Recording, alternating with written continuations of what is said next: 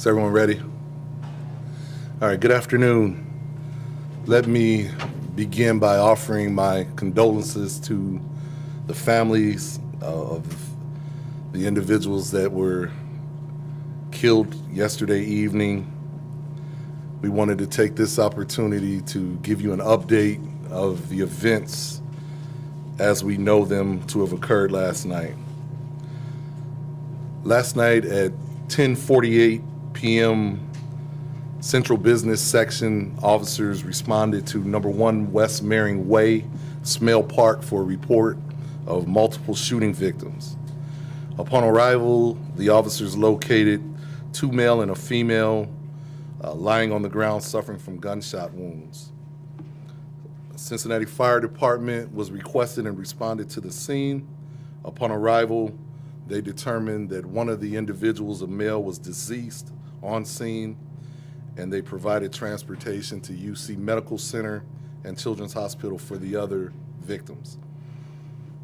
A few moments later, 2 additional shooting victims arrived at UC Medical Center by way of private conveyance, and they both were suffering non-life-threatening gunshot wounds. What we know right now, the on-scene deceased victim has been identified as Milo Watson, a male 16 years of age. Mr. Watson suffered from a single gunshot wound to his upper torso. The second individual that has now succumbed to his injuries has been identified as Mr. Dexter Wright, Jr., a male 19 years of age. He was also suffering from a gunshot wound to his upper torso. 3 additional victims identified: a female 17 years of age with a gunshot wound to her back and has been listed in critical condition at UC Medical Center. A 4th victim, a female 16 years of age, suffered a gunshot wound to her arm. And the 5th victim, a male 15 years of age, also suffering a gunshot wound to his arm. Based on the investigation at this point, and I remind you, it's still less than 24 hours old, but the information that we've been able to determine right now is Mr. Watson and Mr. Wright. We believe we're engaged in a verbal altercation that resulted in the 2 exchanging gunfire. The other victims that I mentioned were caught in the crossfire, and the investigation is still ongoing. We're still gathering video footage and other evidence, looking for additional witnesses to come forward. One of the things I also want to add is that I absolutely have to commend the work of our officers in their response to this incident. Truly, truly heroes. Officers applied tourniquets, rendered life-saving measures. One officer even intervened to try to save the individual that succumbed to his injury. So extremely, extremely heroic measures involved. I also want to thank CFD for their quick response as well. This has been an ongoing challenge in the park. There will be some additional efforts. Obviously, we are going to be asking our community partners to engage in some additional measures, some problem-solving efforts to render what is at the root of this problem here in Smale Park.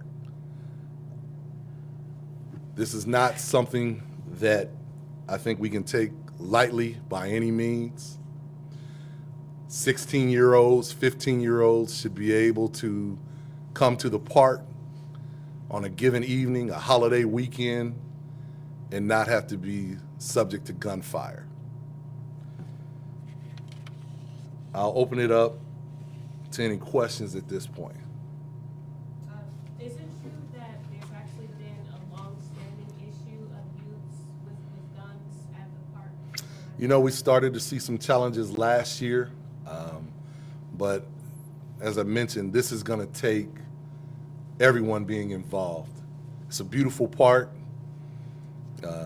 everyone wants to enjoy our downtown area, but there has to be a solution than just police managing this. We don't want to over-police, nor do we want to under-police. We want to find that correct balance, and in order to do that, we're going to have some partnerships here. With that in mind, did CPD take any special interventions when that issue first came to light? We've done a lot. Our central business section being led by Captain Doug Wiseman and his team. As a matter of fact, when these shots rang out, the officers were attempting to encourage people to leave as the park was closing at 11 p.m. Do we know if the two people who apparently shot themselves had a previous history, or did it something that just flare up at the park, or Some of been a these- beef all day, or what was Through the course of the investigation, some of the information we've been able to determine that there's been some type of ongoing disagreement between the two individuals, and believe it just spilled over yesterday evening at the park. How do you keep 16 and 19-year-olds from bringing guns into the park? That's our challenge, and that's where we need to find a way to do that. Did you recover the weapons, Chief? We have not recovered any firearms. And the tourniquet, was it placed on which victim? The officer placed? Do you know, Captain Saunders, which one? One of the female victims. The one that's in critical? No, the arm. Shot in the arm. All right. Is there video from down in that area? I know they were working on some cameras to get down there. I don't think there's. We're still working on some video footage. There may be indication that there may be some out there. We're trying to gather that right now. You're confident that the two shooters are also. We're confident that these two individuals were involved in a disagreement. There is the potential that there may be some others involved. However, we are not actively looking for anyone by name at this point. We're still, as I mentioned, still less than 24 hours into the investigation, still trying to gather additional But at information. this point, we think all of the shots fired were shot by the two. We believe that this, we don't believe that this was someone that came down and just randomly fired shots into the crowd. These were two individuals that were involved in an argument.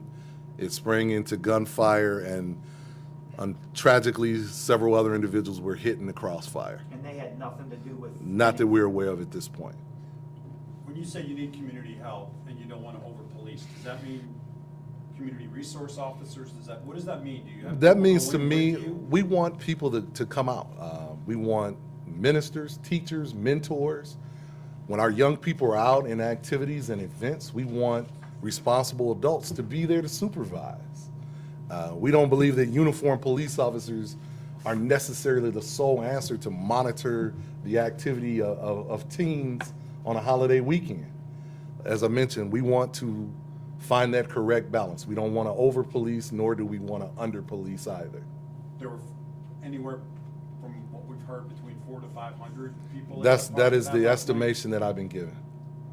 Is it a question of more aggressively enforcing a curfew, or?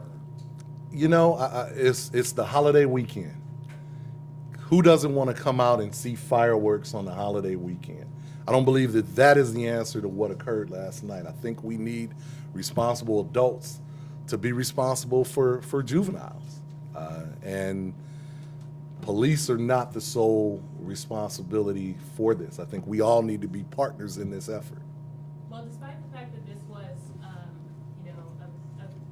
holiday weekend, it's understood, especially by residents in the area, that there's usually actually a lot of activity and crowds, people hanging around into the, wee hours of the morning, despite the fact that the park is closed. So do you have any tangible plans for more strictly engaging that area so that there isn't that presence there? We have a lot of plans, and we try to enforce that. Again, you have to remember that is an entertainment district. There are a lot of people that are out past the time that the park closes. So we'll certainly be working with the park board and, again, all of our other community partners to try to find a solution to that. Was this an organized gathering, Chief, of 400 or 500, or was it? an event? It's my understanding that there was an event in the park. There were fireworks, and I think it just drew a larger crowd than than was anticipated. Just one other thing, the mayor said, Largely teens. the mayor said, we need help from the community. What can the community do to get involved in something? Just as I mentioned, teachers, mentors, coaches, our clergy, they need to be out to help. Everyone recognizes that this is not unique to Cincinnati. This is all over our nation, that we need everyone to help manage these situations. We see that oftentimes these activities spill over, particularly with our young people, it spills over into violence. So I think those are the things that help. Chief, can we unpack the response just a little bit here? I know you all have a lot of people involved coming in from the police side of things. Can you kind of expand on what that looked like? I know we heard a lot on radio traffic, but obviously that only tells a part of the story. And then I have a second follow-up after. Yeah, I mean, when something like this occurs, we bring in officers from all over the department. But I really want to thank our neighboring jurisdictions that came out to assist, as far away as Green Hills and Forest Park. I believe even some of the officers from Kentucky came over to assist. So when you have an incident like this, a number of people are injured, before you know what you're dealing with, you need that significant response. So definitely grateful for that. And I know that you had an officer who actually took a victim, I guess, in a car to the hospital. What I heard on radio traffic, or what I believe we heard, was that there was an ambulance struggling to figure out where to go to get to them. So you guys had to jump in. Was there a bit of a struggle there getting medical help here as well? A large crowd, chaotic scene. In a situation like that, the officer's vehicle is there. They're able to provide that service. And as I mentioned, their actions were nothing less than heroic. Do you know, oh, I'm sorry. I was just going to ask, do you know how many events were taking place in the park? And also, did the CPD know in advance that there were fireworks? I don't know how many, I don't have that right in front of me, how many events were taking place. Events taking place all over the city. It's the 4th of July. A lot going on. So, I mean, I'll just leave that right there right now. Where were officers stationed throughout the park? I can't tell you exactly where officers were stationed in the park at this point. Chief, did you say that you have not recovered the weapons? We have not. Do you anticipate other charges? Not at this point. As I mentioned, the investigation is still unfolding. If we get any investigative leads that lead us in that direction, we will aggressively pursue that. I want All to right. ask one more question too, just about the plan leading up to this. It's a massive event. It was a weekend with so many people out. Was there a particular plan in place? I know you guys usually prepare for events and things like that. Was there a particular plan in place to handle something like this if it were to happen? We always have plans in place. So yeah, that's our response. When I talked about the other departments responding, that's our mutual aid agreements that we have with departments all over the region. In event that if it happens to them, if it happens in the city, we all assist each other. So those plans are always in existence. And who All right. would specifically? Last question, Sure. please. Who would specifically be responsible for maybe alerting, the department about events, about fireworks specifically that? We have a process in which if an organizer wants to hold an event, we have a permit process. We have they work typically with our event planning unit when those things come. It's no different than any of the other events, Taste of Cincinnati, Riverfest, Oktoberfest. We hold events throughout the city on a regular basis. I'm sorry, how many more officers were stationed last night? How many more officers? Or were staffed perhaps? I don't know. I don't know how many officers were staffed down there. We had close to 70 or so respond. I know 78 responded to that scene, but they were throughout different parts when a call for emergency comes like that. We're going to wrap it up at this point because you're getting into some areas that this investigation is still ongoing, and we're going to keep you updated with more information through the Public Information Office. Sergeant Franz is the acting Public Information Officer right now, and Lieutenant Donna Robinson is back in town tomorrow. She'll be your primary point of contact. So for further information, stay tuned on our Twitter page @CPD, and for you all in the media, the WhatsApp group will connect you with more information that way. Okay? Thank you all for coming out. All right. Thank you.